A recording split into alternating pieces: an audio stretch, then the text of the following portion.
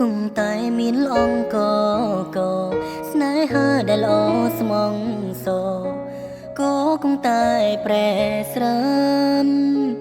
ដោយសារគេបំបែងបំបាំងគិនថានឹងធំជាងបេង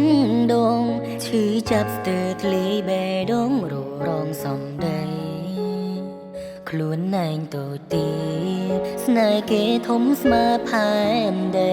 គេក៏មានចិត្តភាំងក្ដីនឹងរូបយើងដូចគ្នាបែកទាំងចិនកំពុងស្រឡាញ់ស្នេហ៍មួយនឹងដូចមានកាមពី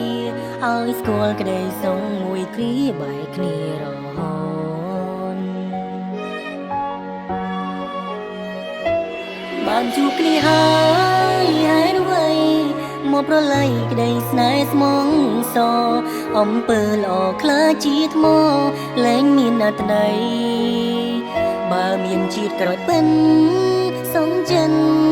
មួយជីវិតរួមរស់នឹងស្រែស្មងស្នេហ៍ភក្ដីជារៀងរហូត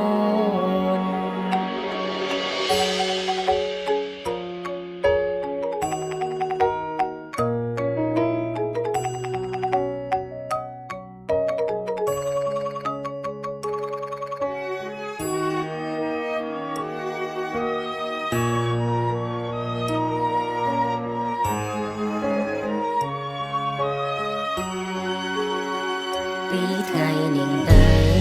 ខ្ញុំត្រូវរងនឹងទាំងភ្នែកនឹងរលឹងសងវែដល់មនុស្សដែលស្រ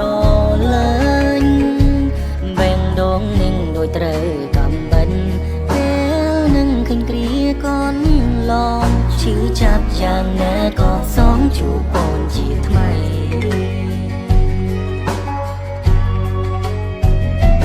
បានជួបគ្នាហើយអ្វីមកប្រឡ័យក្ដីស្នេហ៍ស្មងសអំពើល្អខ្លាចជាថ្មលែងមានអត្តន័យបើមានជាតិក្រោយពិនសងចិនមួយជីវិតរួមរស់នឹងស្រែស្មងស្នេហ៍ភក្ដីជារៀងរហូតបើមានជាតិក្រោយពិនសងចិនមួយជីវិតរួមរស់នឹងស្រែស្មងស្នេហ៍ភក្ដី